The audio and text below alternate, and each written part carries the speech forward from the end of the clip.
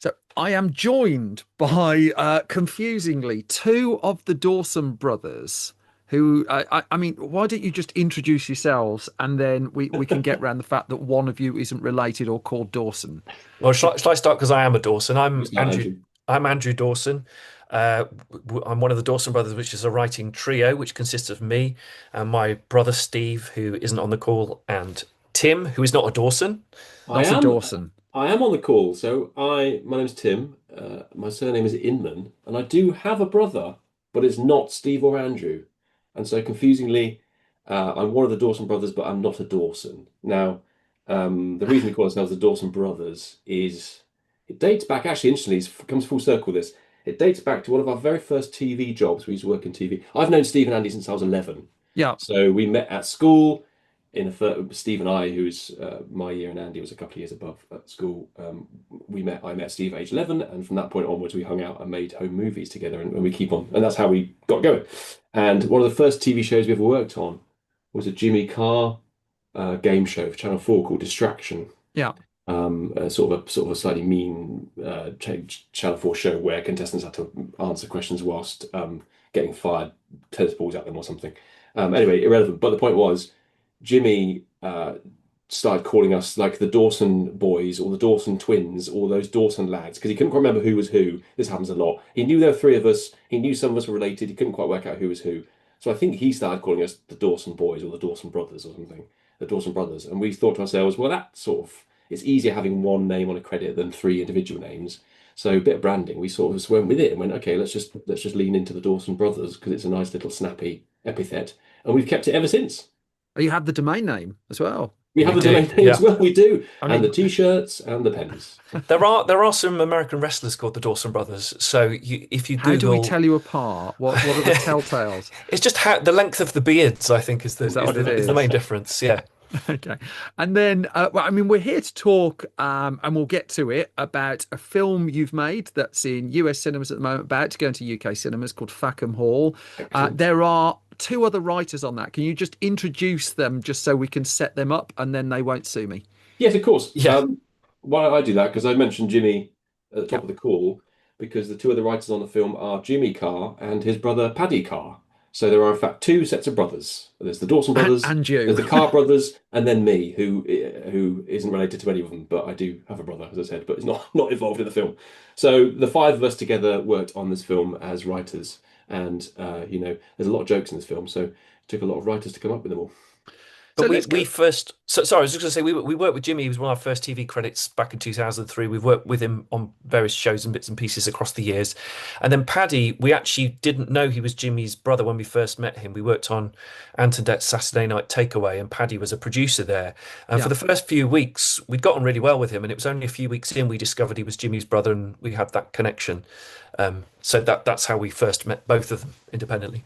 Yeah. So I'm going to go right the way back to your childhood because Tim, you hinted at something here about you were Yes. making films together, and as I Yes. understand it, you were making. I'm going to go with low budget interpretations of films such as Volcano and Terminator 2 and films of that ilk. I mean, what? First of all, why did you go for Volcano over Dante's Peak? I mean, that's the film nerd question. What did your Volcano? Was it Mentos and Pepsi or something? Uh, you've done some good research here, Simon. I'll tell you the truth of it was Steve and Andy's dad owned a video camera, um, which back in 1991 was quite unusual. He Yes. was quite a forward thinker technology-wise. And so having a home video camera back then was quite exciting because of course there was no phones, there was no cameras in phones. It was a handheld bit of kit there to plug in and charge up. And Steve and I and Andy bonded over a love of movies because we've always watched movies together. We used to get together and watch a lot of films. And I think we first started out just trying to, yeah, recreate scenes or bits and things and films that we'd seen because we loved doing it. We loved watching it, and we sort of said, "Oh, let's have a go at ourselves." And we quickly learned that it's really quite hard to make a film on a zero budget in Steve and Andy's mum's kitchen when she's trying to do the hoovering. And so all of our low budget sort of scene remakes and film remakes came out quite funny unintentionally because they were bad because we were acting in them and didn't know anything about lighting or scripting or directing or camera moves. So the comedy sort of, my memory of it is, Andy, that the comedy Mm. sort of came as a happy accident because we were trying to recreate scenes from Star Wars and stuff, I think, and doing special effects, doing blood effects and wound effects and things, which things that fascinate 11-year-old boys. And they just weren't good. They were sort of funny. They were so bad they were funny. So we thought, well, that's much easier. Let's just lean into the funny stuff and make more of that because people are laughing and we enjoy it. We would often try and just whatever we'd got from the video shop. So the sort of the robot jocks and the arena films, we had a go at doing one with giant robots, and that was using very primitive sort of computer graphics overlaid on things. But Steve is not the call was sort of the more technical person who was able to do computer graphics and things. But a lot of it was editing from the camcorder to the VHS. Yeah, I You know, remember that. pause, record. The credits at the end of the movies would be us filming a Word document and someone clicking scroll downwards to make it go. But we were quite sort of resourceful in how we tried to replicate. I remember us trying to replicate hoverboards from Back to the Future 2 with a skateboard and old shoes screwed into the skateboard and hands put in with socks and things like that.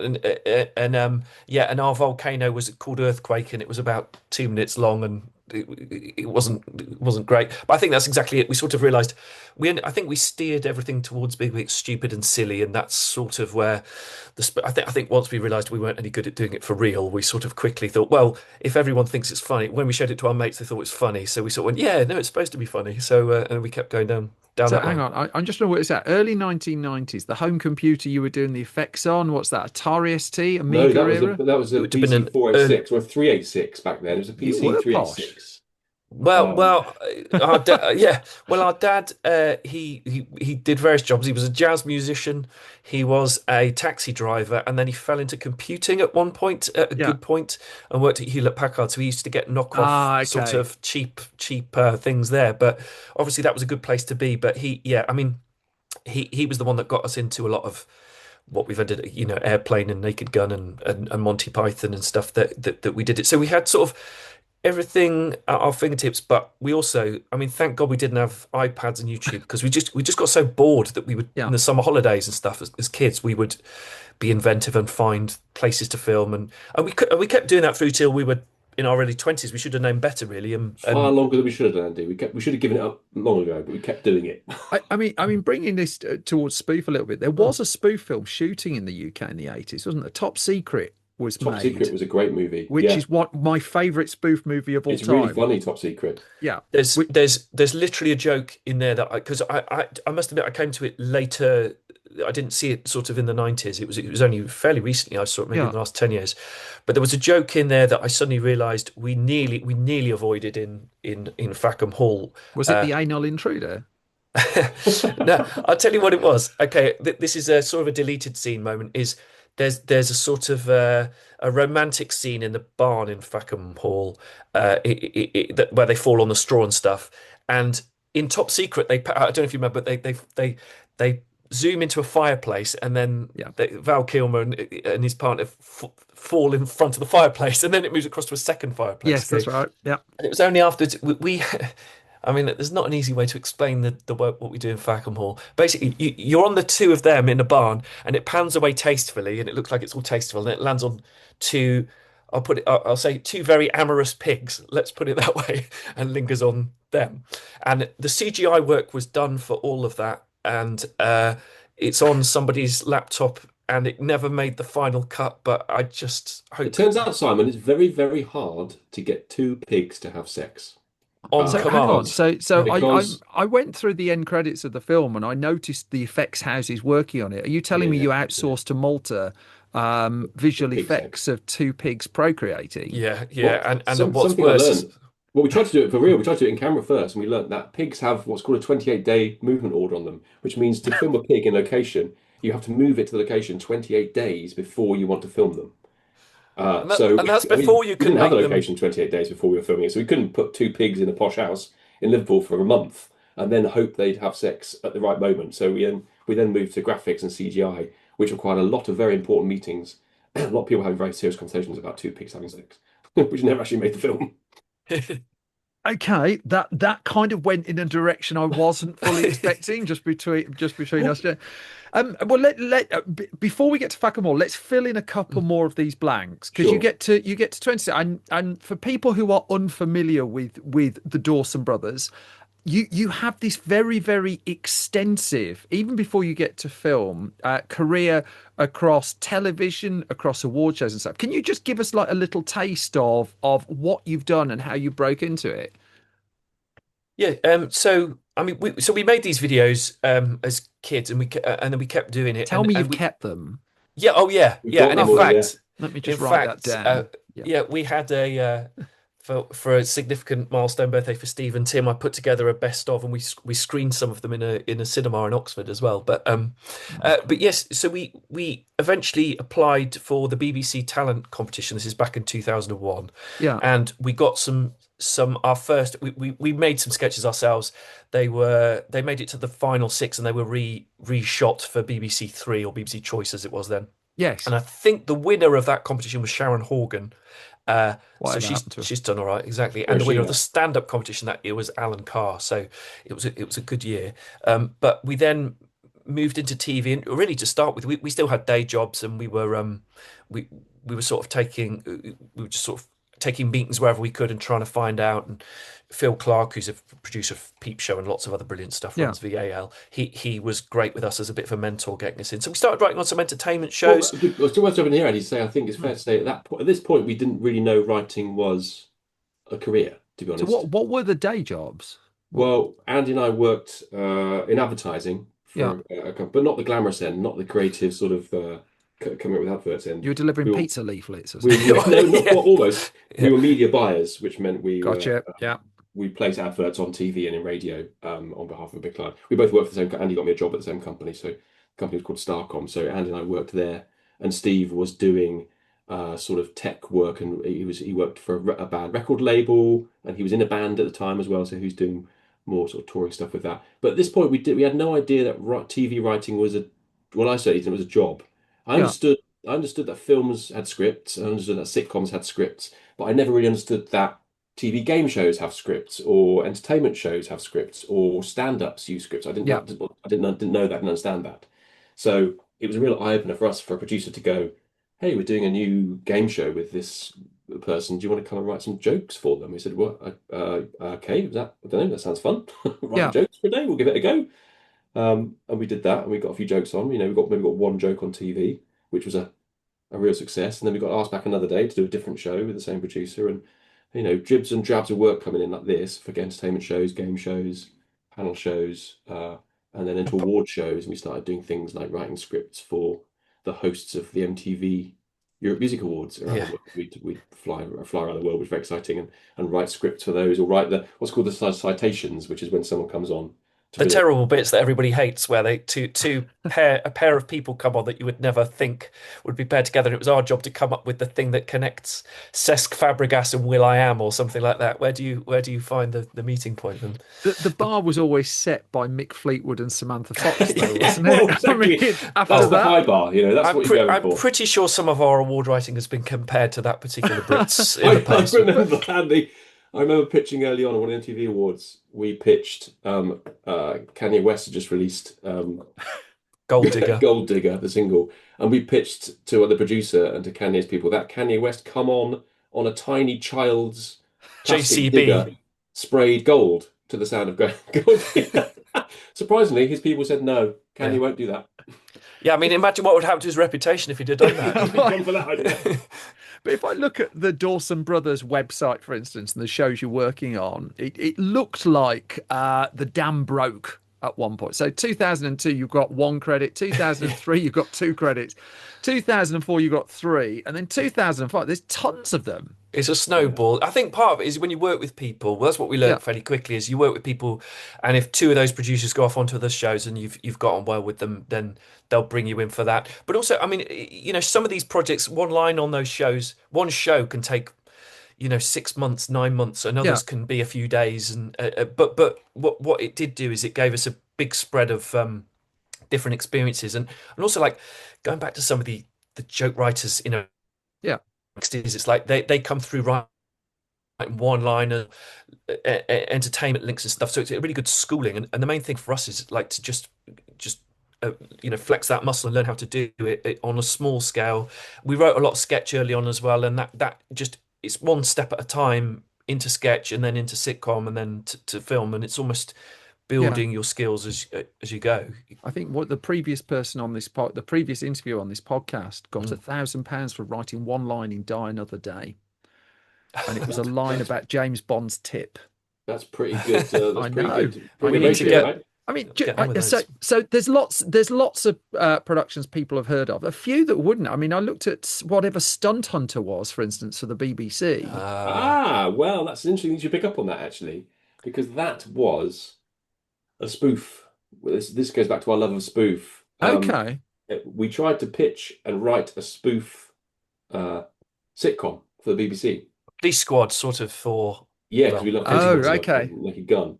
So I'm a locksmith. Yeah, we did with two other writers who've now left the industry called Nick and Neil. We got together. They love spoof as well, and we hammered out this thing called Stunt Hunter, which was a sort of Knight Rider, but he was a stuntman. But it was very spoofy, so it was played seriously, but it was packed full of jokes, very much yeah, like FACKHAM Hall is. And we got quite a lot of interest from the BBC in it, but they ended up no one would pick it up. No, I think we got paid to write a script or maybe two scripts, but no one would quite commit to commissioning a full series because it was risky. It's expensive. It's a particular flavour of comedy. I yeah. think it was sort of out of fashion at the time. We loved it, but the commissioners didn't really love it. And so we hammered our head against a brick wall for a good few years on that. And we did different drafts and different guises.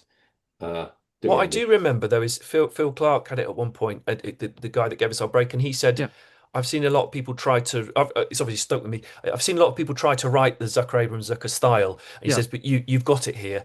But the broad thing was, everyone said we love it. It's really funny, but it's uncommissionable basically because there just isn't a market for that kind of spoof. So it was a great calling card in a way, and it was our first practice at trying to write proper spoof, I guess. But it was a lot of fun to write, and not jumping ahead too far, but it stood us in good stead for when we were Well, writing Falcon. no. Let's link those up. I mean, what are you learning from writing Stunt Hunter that you take when you sit down to write Fackham Hall? Like, because I've Mm, sat through after the success of Airplane and Naked Gun, Mm. I sat through Jane Austen's Mafia, Wrongfully Accused, Spy Hard, all the ones that didn't get it, that Mm. just got the tone. I mean, it looks like a tightrope tone to me Yeah, to get these right. there was a lot of trial and error, if we're honest, in that we first draft, I think, with 37 drafts before it got to shooting or something like that. Is So that This is fairly Fackham. This standard? is Fackham, not Stunt Hunter. Yeah. well, I mean, I think the thing is because it's the nature of it is you're often trying to top jokes and do better jokes, Yeah, or I mean, there's obviously production decisions in there as well. But one of the big things was this. I'll give you an example of we love the Mel Brooks spoofs as well, and yes, Spaceballs is right up there for us for us coming through. And when you watch Spaceballs back, one of the things that Mel Brooks does quite a lot of is breaking the fourth wall. So for example, when they catch them, and then they turn around and they go, "We've got the stunt doubles," which is yeah. so funny. And also when they're watching the VHS of Spaceballs, and they fast forward, and then they're looking back at the camera and seeing themselves, and then they fast forward to see where they're going. He's So just repeating his Blazing Saddles joke there, though, yeah, isn't he? Yeah. but Yeah. those fourth wall breaks, for example, is totally right for Spaceballs. But in our script, we had a few of them, and actually, what it was doing is in Fackham Hall, it was pulling you out of it, and when actually you need to be engaged. So we I think we only have one sort of fourth wall breaking joke, which is when he's cycling and the titles come in. That's the only one that sort of borderline does. But it was a deliberate decision not to do too many of those, even though we love them. And so also it's also like what other because there are five of us, we're also trying to go, well, there's so many jokes in here that we want to try and make sure that they haven't been done elsewhere, or at least not so, exact replicas. So a lot got chucked out, and a lot of those sort of Zucker Abrams Zucker one-liners, you sort of, the simple ones, you go, we put them in the first draft, then we realize, oh no, that is literally from Airplane, so we have to take that out. But there's a lot of trial and error of trying to find the right tone, and it sounds grand, but also trying to keep people engaged in the story. It's a very silly film, but our feeling was always that if you're not engaged in the story, the jokes just become very it just becomes a bit relentless, of the Mm, jokes. mm. And Barry Norman's review of the first Addams Family film, he's always stuck with me. and he talked about describing the comedy as the gravy and the story should have been the meat and potatoes. And he talked about how Adam's Family had way too much gravy He's against absolutely right. that Yeah, even in a comedy film, inverted commas, the story had to work, well, especially if you're going to feature length. you have to. Yeah, it's got to carry you through. I think as much as we love Airplane, which is a Yeah, fantastic film. I mean, you don't really care about those characters. Ted Stryker, you don't for a minute think that plane's not going to land. The love story is pretty light touch throughout the film. I know, and that I know they lifted the script from an old disaster movie called yeah, Zero Hour. So I think if you remade Airplane now as it was, I think audiences wouldn't respond to it in the same way because it doesn't have the strength of story pulling you through. Look, I love that film, but it yeah, doesn't have the sort of meat and potatoes, as you put it, to pull you yeah. through. Which so with Fackham, we really wanted to have a dramatic story which would work on its own as a story, and then you layer on the jokes. And to your other point, Simon, about getting tone right, the other temptation is to put on too many jokes. I mean, some people might say we've got too many jokes, That's but interesting. we're very careful not to put a joke on a joke or a hat on a hat, as people call it, where you do a joke and then you try and overlay a joke. If you're not sure about the joke, sometimes it's tempting to put another joke on top of it or in front of it or beside it and hope Yeah. that fixes the problem. It's much better to strip the joke out and think of a whole new joke rather than trying to lay a joke on another joke because that gets confusing very quickly. And with five of us writers chipping in ideas, it's very tempting to throw everything at it and go, yeah, that'd be funny. And then he's got a funny hat and then he falls over and then the dam breaks and any number of ideas happening at once is too much. You've got to have a funny thing in the foreground and a serious thing in the background, or a serious thing in the foreground and a funny thing in the background, and that's it. I mean, So it's it's a interesting. tightrope walk. Abraham Zucker always said the problem with Top Secret is the story doesn't work. It's the one Mm. film they've done of theirs where that they don't actually like as much as everyone else. Oh, But I interesting. I like didn't know it. that. Didn't know that. yeah, I really like it. yeah. Yeah. I mean, they're really open about it because for me, Top Secret, the comedy is the best they have ever done. Yeah. Yeah. But they just said they never ever nailed the story, and they were always disappointed with it. Which I I guess the story is a slight mix of it's a bit of a war story and it's all over it, isn't it? Bond, isn't it? You know, it's a mix Yeah, of different styles, and I think that's the thing with Fackham Hall is we just went for a sort of a story that took in all the tropes of story, so it's not reinventing the wheel, but that gives you the meat and potatoes that then we can pour Gives lots you of the gravy scaffold. on. I mean, I should acknowledge you're treading on ground that someone had a go at before because I remember Gary Yes. Singer's stiff upper Yeah, lips. we Yes. weren't aware of it until maybe Yeah, even you announced Fackham Hall was released and we saw that mentioned. So was it was that one we didn't know. right? Yeah, maybe Okay. it was. Yeah. I mean, the tone of stiff upper lips is I watched it fairly recently. Mm. It doesn't walk the tightrope in quite the same way. And I was Mm. watching that, and I'm not dunking on anyone else's film or anything like Sure, that. sure. They've made different choices that have paid off in different ways. And I mean, I come back to this tonal tightrope. We had David Zucker on this podcast earlier this year, Yeah. who seems quite pissed off about a lot of things. But in terms of just how strident he was on the writing of these, that of all the comedy you've done, like no room for improvisation, it has to be sorted Yes. before you get there.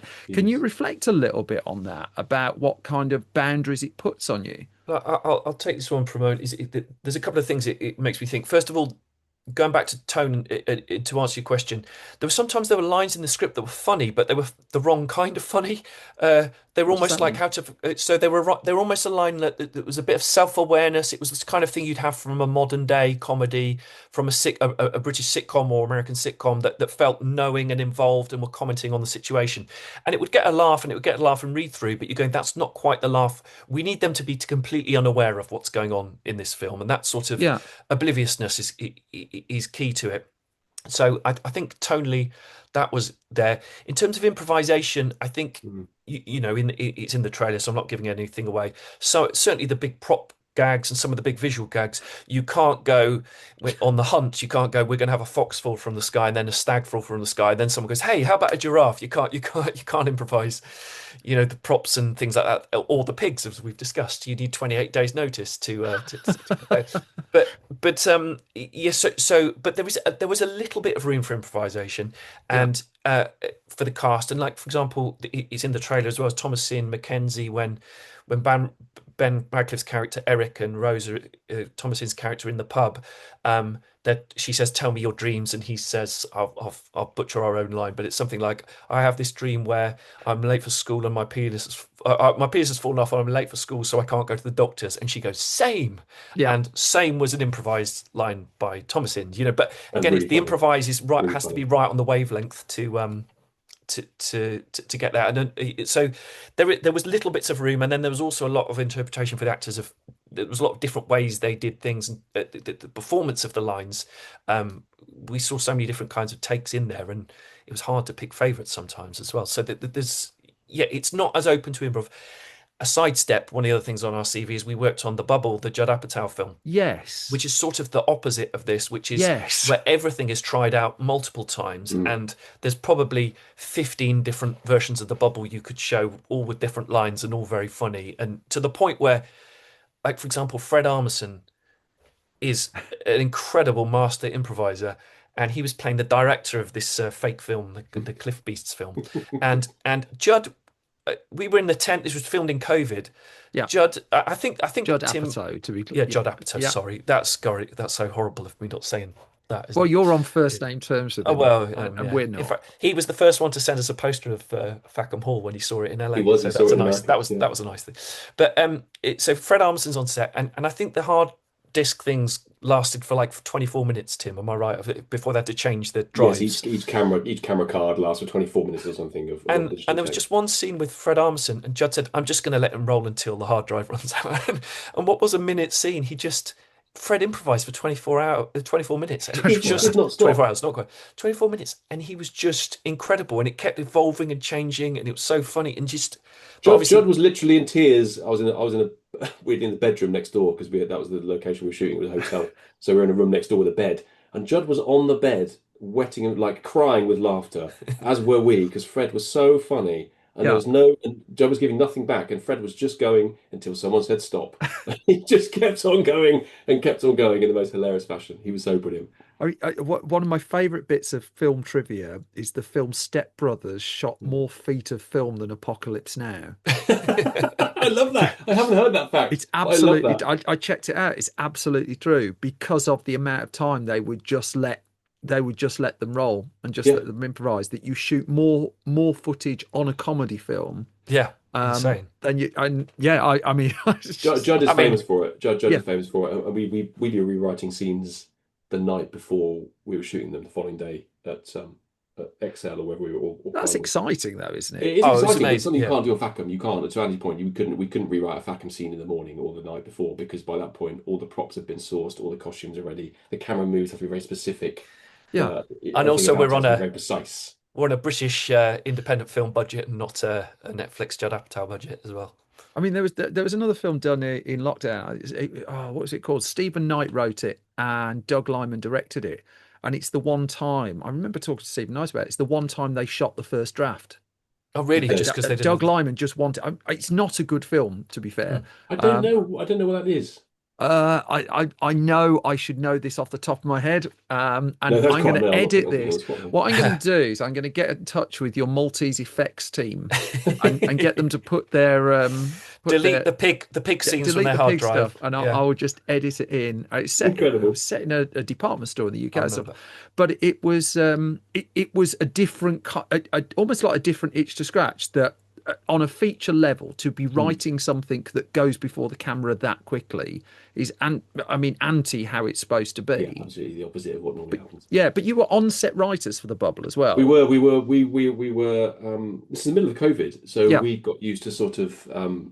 We've always worked because we live in different parts of the UK, so we've always used to be working online and getting yeah, on online. We're not, rarely in the same room, and so when COVID rolled around, we just carried on doing what we were doing. Thankfully, script writing was one of the very few areas of the industry that could carry on in yeah, COVID, because obviously, if you're a director or a cameraman or a lighting guy, the work's just vanished, but scripts could still be written, and still had stuff to deliver, and we still had scripts to write. And so we were having sitting our own hours and working around COVID, and then we got a tap up from our agent saying, Judd Apatow wants to call you at 5 o'clock tonight. Can you get on a call at 5 tonight? yeah. Well, we'd sort of heard by this point that he was shooting something in the UK, and we knew we were on a long list of writers, but we thought nothing more of it. We thought nothing of that. And so we jumped on the Zoom mid-COVID with Judd, fully expecting to have to pitch ourselves to him, as we often do. We prepared all of our little bits and our talking points and what we wanted to highlight. It quickly became apparent that we were working on this film. Judd said, yeah, thanks guys, right, great to meet you. Okay, I'm going to send you the script. Can you look at scenes 46, 72A, and 94, and the third act need to look at? And we jumped off this call, texting one another going, I think we're doing this film. Are we? I think we're in.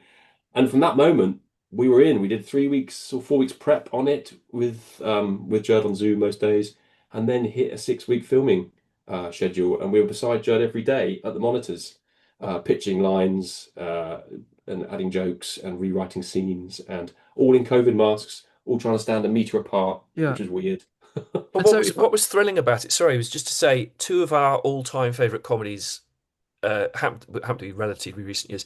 We adore Hot Rod, which was the Lonely Island Right, film yeah, that was That's really written funny. by Pam Brady. Originally did the draft, and then the Lonely Island took it over. And it's just one of yeah, our absolute favourites. And and it's and then also short. we love Popstar, Never Stop, Never Stopping as well. I just think it's both those. And basically Pam Brady, who wrote Hot Rod, and has done brilliant stuff on South Park and stuff, and Judd, who execs Yeah, Popstar, they both collaborated to write the first draft of The Bubble. So we were on calls with Pam Brady as well. So it was like not only working with Judd, but also Pam, who's got this amazing comic mind, and was just like she'd stayed in America, and so he has on-set writers to throw in extra ideas and rework bits on the fly. So I think was it the 40-year-old version? The onset writer was Seth Rogen, I think, that he had. So Yeah, we're yeah. we're standing, we're treading in a big shoes. But basically because it was in the UK, does that it mean was you're going to like offend in like about 10 years some dictator somewhere and have to have home security around the clock? yeah. I mean, I Is think that your path? look, if we have an ounce of his career path, I'll happily take a Sony email leak at our expense if that's what it takes.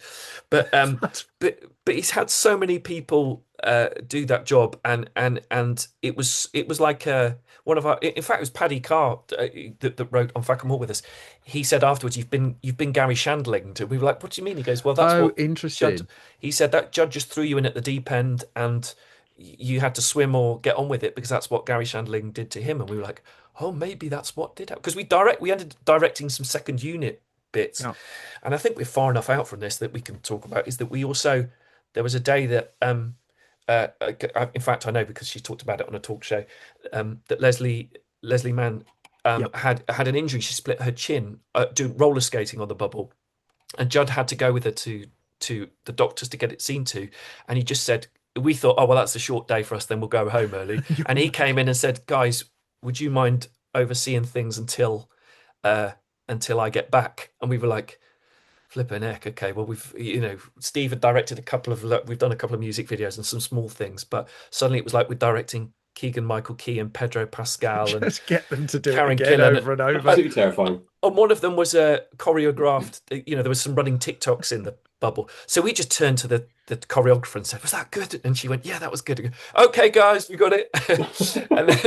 and then we had to do a reverse of a scene that had been shot the other day, and we just relied on the first AD and said, "Does that look like it did before?" And he goes, "Okay, guys, moving on." We didn't know it was terrifying. But also by that time we knew the cast, and Yeah. they were rooting for us as well. So and then Judd was back by later in the afternoon and picked up and stuff. So look, it was an amazing experience, incredibly intense, the hardest we've ever worked. But it's like in comedy writing, it's the working with play. It's like getting a move to the Premier League or something. It was Yeah, it I was was going to say, incredible. if I go down that Dawson Brothers website and it look at really the is. list of projects, that strikes me as one of the life changers. Yeah, it really was. If you're to Yeah. isolate two or three of them, I mean, Yeah, no, it's a big one, and also, I mean, amazingly, it's that it was within pretty much 45 minutes of where we all lived as yeah, well. It's like I'm in Oxford, Tim's in Surrey, and Steve was in London at the time, and if we'd have got invited to go and do it in LA, it would have been a huge uprooting and whatever. Well, I mean, yeah. that wouldn't happen because they've got so many comedy writers, they don't need us. But for it to be there and us available to do it and stuff, and it was, yeah. I mean, it was a real. We've been able to work with some brilliant people in comedy, and we've tried, and we're still trying to learn all the time. But we've that was a real brilliant experience. It was terrifying for the first 2 or 3 weeks. The imposter syndrome was absolutely through the Mm. roof. But by the end, it was, yeah, it was, and I think in COVID it was a special sort of But experience as what well. COVID added like a whole sheen of bizarreness to it, because also we were shooting a film about shooting a film in COVID, so everything was sort of itself, and things that happened on camera started happening off camera for real. And there was swab up the nose. This is when they had the long swabs up the Yeah, nose, the big cotton wool one of fun those every times. 3 days. Everyone was swabbed every 3 days. You had to stand in this grim line at a truck in the cold outside the studio, waiting for your nose to be swabbed and waiting to see if you've got COVID or not, and wearing masks and all that sort of uncertainty around it. It was all hyper bizarre, but brilliant. And I loved the film that came out of it. As Andy said, I think he could have made one of 50 films with the amount of footage he shot. And there's some amazing stuff that he shot, which never made the final cut, much to my annoyance. But yeah, what an experience. Locked Down. That was the Doug Liman film. Locked Locked Down. Down, Was yes. was Anne Hathaway in it? That Have I made that rings. up? Yes, I do know it now. Let's Maybe not go not. into deeper questions because No. it's taken me how long just to like get We'll the need title. we'll need to get the team in Malta to make any corrections on the fly as well. Were there any other projects that came into your lives in COVID era, in lockdown, gents? Anything particular that might have sprung to life? If I've got this right, that's when Jimmy and Paddy Carr started Yes. working on some film. You Well- two look well, really yes. confused by this. Yeah, no, sorry. Did it happen? There was a few things. Yeah. Well, it's a spin-off of the Judd call. Is Jimmy and Paddy. Obviously, Jimmy tours a lot and does a lot of Yes. stand-up around the country. But obviously, with COVID, he was sort of grounded for a while.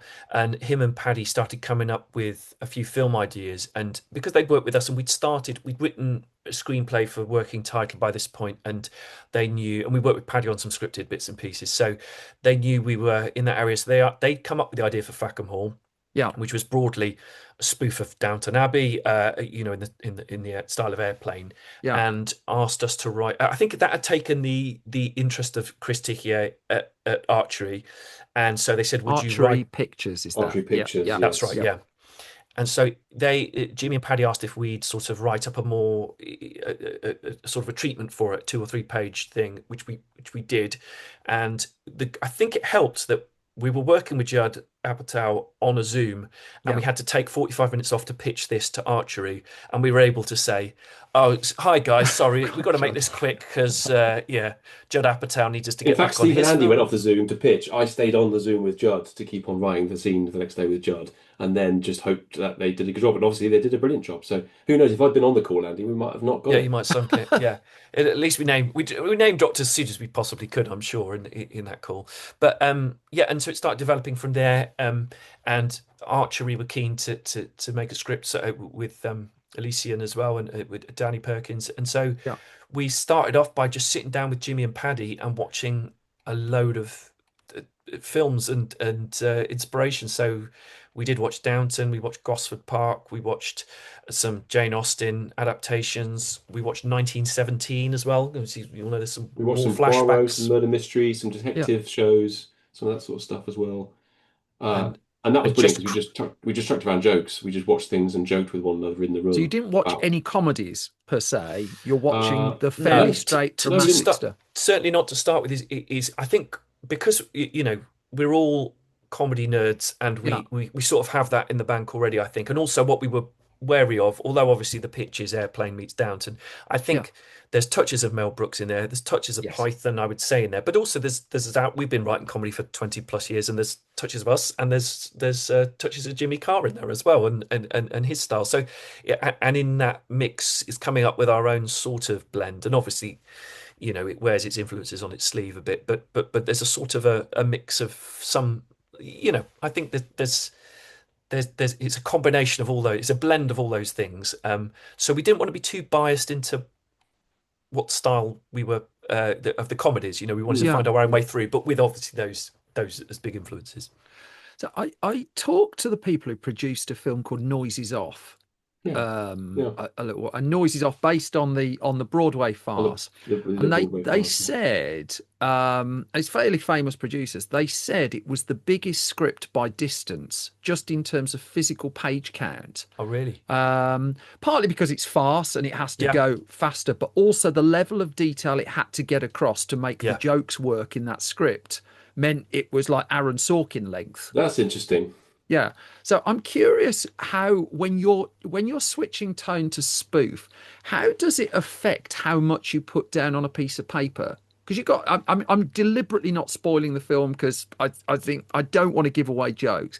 Yeah, sure. Thank you. There's one tiny moment. I'll say this because it doesn't spoil the joke that involves a cellar, for instance, Right. Okay. Yeah. which Yeah. which I Yes. loved. Which, by the Yes. way, exclusive wasn't a cellar. It was only a raised platform by about a You spoiled the foot. whole film for me. It's a good No, but stuntman action that. it was kind of the ingenious work of Jim O'Hanlon, the director, who Yeah. had to find ways of making these things happen in a location that didn't have the things we'd scripted. Because there was no hatch in the house. The house had no cellar, so there was But no hatch into by the the way, cellar anywhere. it's in the trailer, Simon, so it's not too much of a spoiler. Okay. Okay. But yeah, you know, when someone falls through a cellar hatch, it's actually two different things. There's a hallway where they've raised the floor by about a foot, and then he Yeah. sells it, and then there's a second bit where you've got a sort of a set build in another room where you Just have the raised fingers up. coming out and all that. So, I mean, in answer to your question about how scripted, how much script Hmm. we had to be careful of not making it too long because it scares people budget wise. You know, if you start rolling in Yeah. much past the 100 pages, people start to worry about how much it's going to cost and how much is going to have to be filmed. You could So change we're the font. yeah, well, oh look, we've tried everything and the margins as well. The We do that margin. one, but yeah, there's a point at which we have to try and tell the joke as succinctly as possible, but sell it. But like for example, I mean, this isn't for audio. This is for audio, isn't it? But I've got here the I'll put a video version out if you're Oh, comfortable. okay. Yep. Well, Are you look, going to this act is out a scene? This is going to be well, great. no, this is the prop that we proved the joke with. Yes. Oh, you've got it there, Andy. That's great. Yeah, it's in the back of my book for a while. I don't, but like there's certain jokes we almost had to prove, and we sort of there's two songs in there as well, and we sort of But hummed yes. and sang versions Both of what songs credited to you. well, but I also checked. And Yep. but music by David by Arnold. David Arnold, I which saw is that. which He's is gone from James Bond that's to bonkers yeah. as well. So I was telling my kids the other day. So you know, David Arnold's he's collaborated with Bjork, and he's also collaborated with us as well. So you know, you can see in the same sentence we can I've just talk got about. our latest draft. I think we did 37 drafts of this Yeah. script. I counted 37 drafts. The 37th draft is 96 and a half pages long. So it's Um, actually pretty tight. It's I mean, pretty lean. what's worth saying as well, Simon, is we have a document called the Old Jokes Home, which is every scene, every joke, everything we loved gets put in there and saved because it might need to come back in at some point, and we won't yeah. throw anything out. And also, we might just build a sequel of it of it all of all Yes. the things that didn't make. And also, it's things like the sign gags and stuff in the background. There's a lot of There art. The are a art lot department of did a those. great Yeah. job. Jim O'Hanlon was brilliant. He worked on Touch of Cloth, where he'd sort of got a system of and he said to us, he offered it to us, do you want to get involved in writing signs, book covers, whatever? And we were like, yes, It's you know, because Aardman level, some of well, that stuff in the oh, thank you. background. Well, that's Yeah. the highest praise. It I mean, is, yeah. That's high it's praise like indeed. it's just where there's an opportunity, we wanted to be involved where we Yeah. could. So we'd be off writing on another project, and Jim would be like, we just get an email saying, "Can you give me a book or a record label or a whatever?" And we would just come up with a dozen of them, and then we pick our favorite, but send them all through. So we have lots of leftover book covers and signs and things like that. So, but we picked our favorite, but it might not always be the best one. But we've got a whole sort of uh, set of different things that it could that we could have gone for, but we might use again sometime. But yes, so a lot of pages that aren't in the script, but there are a lot of pages you don't Actually, a see. pretty lean, pretty lean script. You know,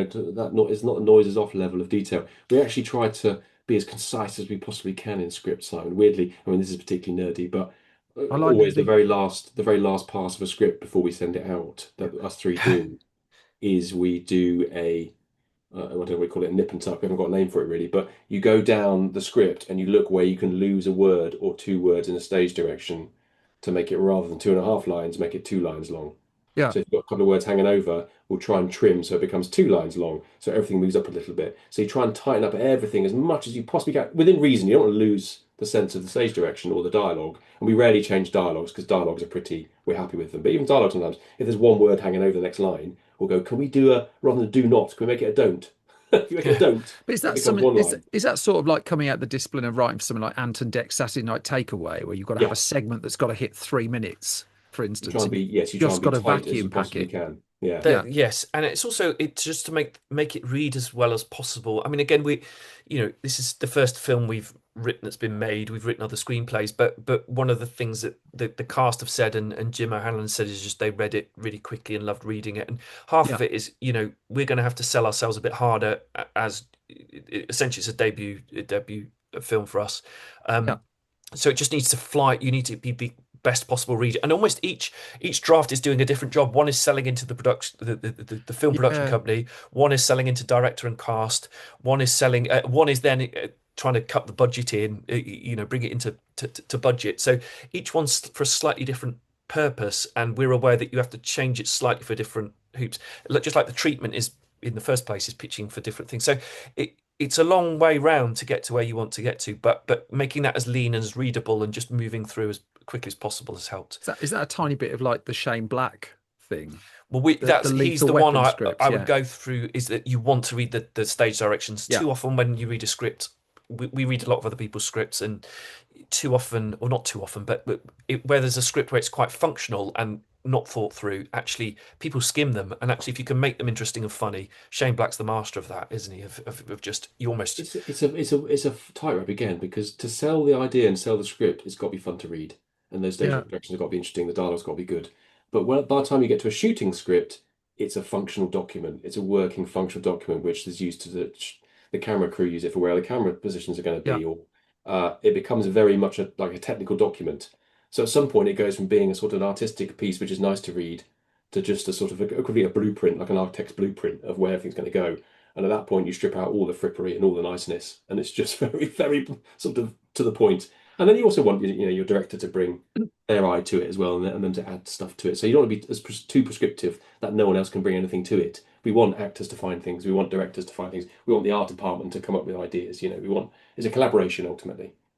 So take me back to those like 11, 12-year olds who are Yeah, making a hooky version of Volcano yeah. on a camcorder, and to contrast that with the writers whose first film's trailer is attached to This Is Spinal Tap 2. I know we're sort of pinching ourselves. We were lucky enough to go out to New York last week for the premiere of FACKHAM Hall. We Yes. had a premiere in a cinema in New York with some of the cast, and we went to the bar afterwards, as you do. And I remember sitting in a corner, nursing my can of beer. And I think it was Chris, the producer, came up and said, "You're right, Tim." And I sort of said, "I'm a bit overwhelmed, to be honest, because Steve and Andy and I have been working together for 35 years, Yeah. right? We're now 40-something-year-old men.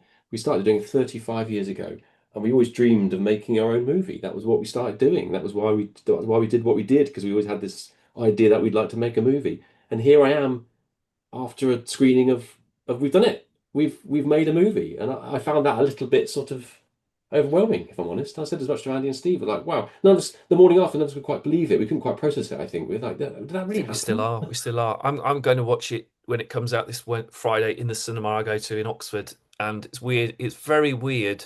Well, I've paid for my own tickets, which is weird, probably, isn't it? But Yeah, it's tax very weird deductible, to go to surely. where I go to watch films, and it will be one of our things there. It's very odd.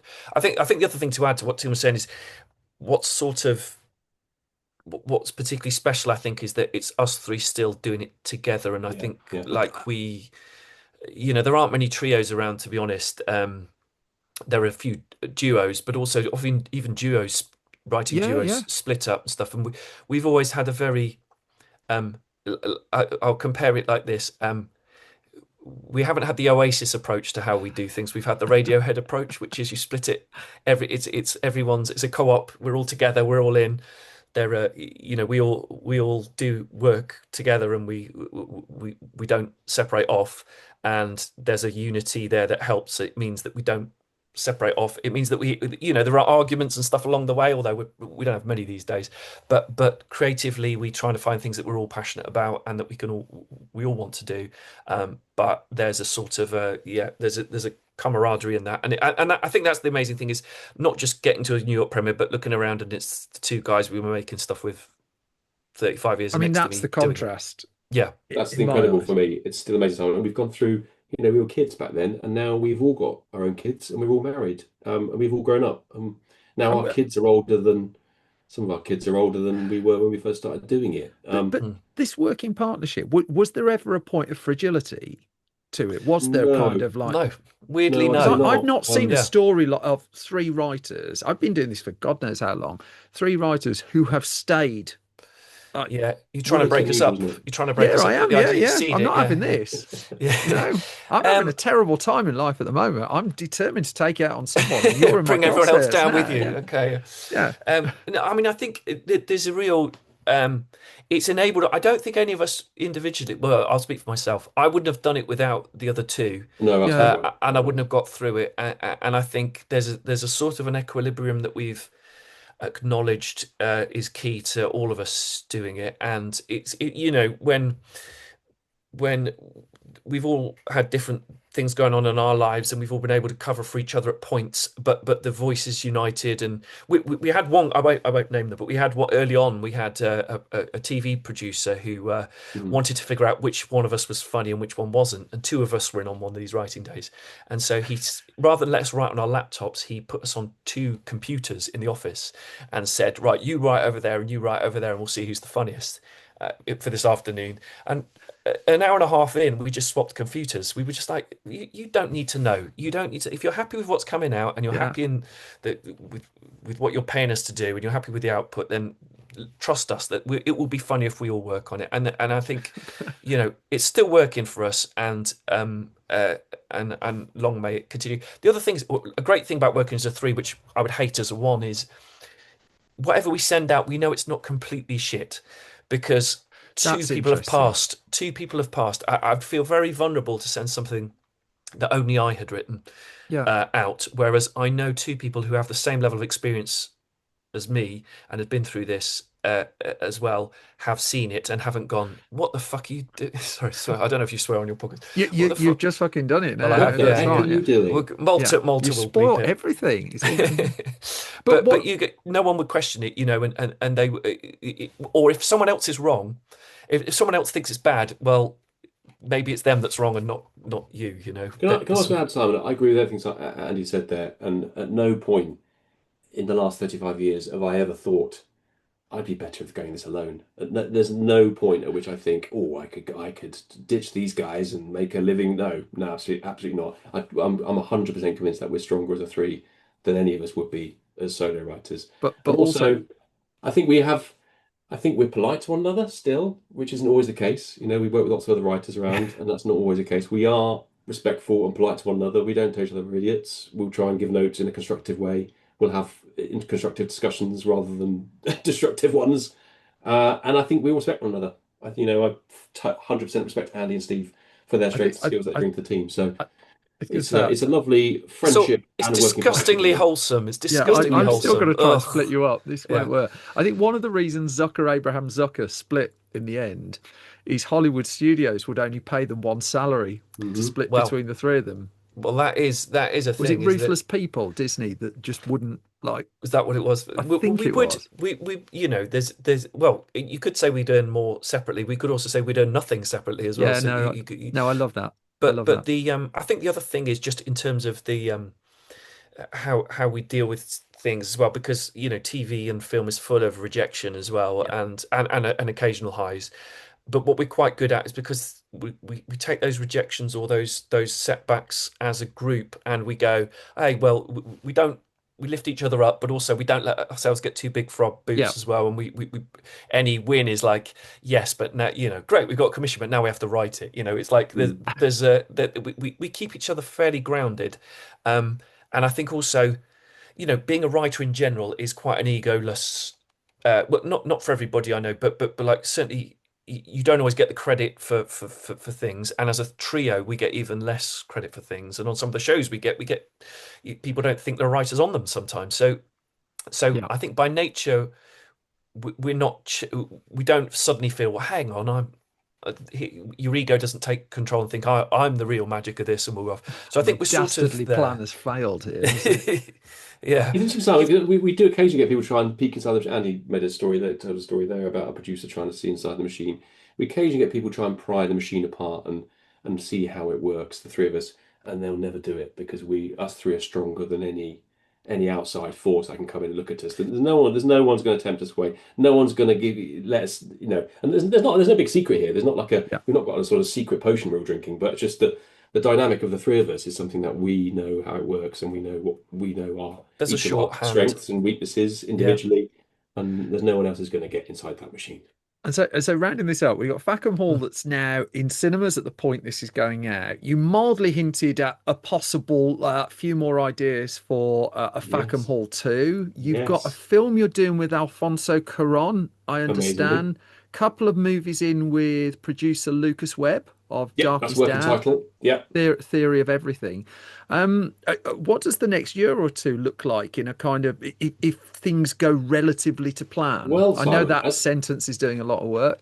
as Yeah. always, our next year could be anything from we're out of work to we're so busy we can't do it all, and that's the tightrope we walk all the time. We have to try and keep as many irons in the fire, because we know that of 10 projects, three might come to fruition, right? So we Yeah, just have to sort of keep the numbers going and hope that those three, if all 10 come off, we're screwed. We can't if all those movies you mentioned ask us to pick up on January, there's no way we can do it. But we know that they won't, and some of them will, some of them won't, some will get delayed or other. So I think we're looking forward to a hopefully busy year, mostly features, mostly film work.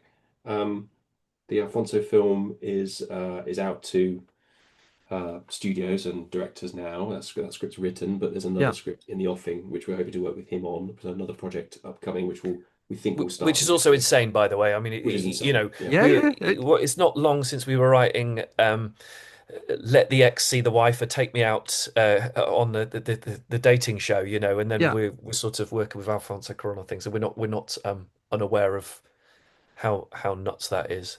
Um, but I think the other thing is, to add to what Tim said, is there's a degree of because we came from day jobs before. Yeah. We've always had quite a business-like approach to writing, which again, it's even more of a dull answer of us all sticking together. But in that we do office hours, when we're in between things, we don't sit on our hands. We start generating. One of the beauties of being a writer rather than a performer or something where you're waiting for the phone to ring is we can start generating new ideas and original ideas, be it sitcom or film. So we're never idle really. We're constantly moving things along, and then there you have these bottlenecks where things don't happen and then suddenly a few do, but we Yeah. just keep moving, keeping the momentum going so that we're, that whole thing of luck being what is it, preparedness meets opportunity, and yes, yes. so we try to be prepared so that when the opportunity comes along, we've got the next thing ready to go. So to those young boys who started making your spoof movies, I've got the US box office chart. This seems like a lovely place to end at the moment. Well, go on. There's Fackham Hall in 13th place at the US box office on a limited number of screens, I should Yeah. point out. Underneath it in the box office chart, two places down, you go Russell Crowe in Nuremberg, you're outgrossing him. Black Oh, Phone 2, you're outgrossing him. One Battle After Another's been out a little while, but you're outgrossing Leonardo amazing We'll DiCaprio. we'll film. take that for that week. Amazing You film. know, Can we put that on the posters? you Is can, but then if you bigger go than down, it goes a bit dodgy actually. If you go into the 40s, at 44, there's a film called Boil Alert, which opened Okay. that you outgrossed. You've I thought we'd be outgrossed a bigger film than that's that. Yeah. genuinely called Fuck My Son, and I'm not clicking on the link. And also a Let's not Google that re-release of one. Killer Raccoons 2: Dark Christmas in the Dark. Well, that we always thought that was the big one we were up against. But That That's a movie I that want to launch see. you are week. in the So, top 15 at the US box Oh, look, we're office. delighted. Yeah.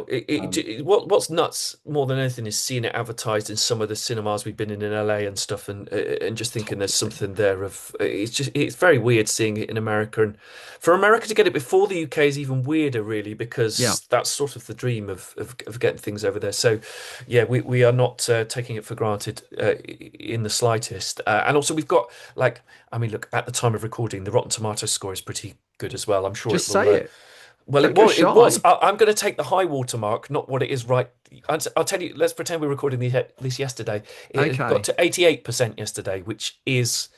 We'll I take mean, that. look, But if we're it's recording it yesterday, it's in the middle of my dad's funeral, so it's kind of a bit of a Oh, like, well, it's a bit just inappropriate for me to mention that in no, the no, middle of your dad's sure. In the funeral, middle of but my how about you take grieving, time you out of go the for funeral silence for two this extra podcast? points at Rotten Tomatoes. I see how yeah, this works. yeah. Well, it's how many times do you get 88% on Rotten Tomatoes though, if you think about it. So Well, I save it to the end to say that I really enjoyed the film. Well, thank you. Thank And you. I don't say these things up front, really. I'm dreading not liking it because this would have Well, I was made this dreading you not liking it as well this would because have made this spectacularly awkward. I had the chance to watch it with one of my children, Oh, who how is old? still inappropriate, Okay. who is still laughing at the cellar. Oh, I'll good, just good, amazing, leave it at great. that. good. Absolutely crying, laughing at the cellar in roughly the same way I cried laughing at Leslie Nielsen going to the toilet. Magic. That's what we want to. With That's the what we light, with want the hot to mic. hear. Yeah. That and hopefully it will be one that parents will watch with their kids. That it's just a little bit too rude for. We all I mean, did it. 15 of We it. all did Yeah. it. And somewhere out there, there's an 11-year-old about to remake it on an iPhone as well. And I wish them the best. Gents, huge congratulations on what you've done. I mean, to go from where you've got to in the US box office chart, New York premiere, I think that's a hell of a story. Thank you, Simon. And just also to say, I'm a long time listener and fan of the podcast as well, and I just really enjoy. Uh, you have a sense of how difficult it is to make film, and the snark-free sort of approach is always lovely to hear, and it's been helpful to understand. Even your stories have been helpful to understand what we might be going through on this, because you just realise the craziness of the film industry and how difficult it is to get anything on screen, be it good, bad, indifferent, anything that makes it to a film. There's an alchemy that gets it there, and film stories has been a great part It's a of that. breath of fresh air. It really is. Don't Thank you, start Simon. being nice to me. I'm still trying to split you up. I Thank you very much, gents. Huge congratulations, and hopefully our paths will cross again. I'd love to get you back. very much hope so. Thanks a lot, Take Simon. care. Thanks, Sam. Thank you. Thank you.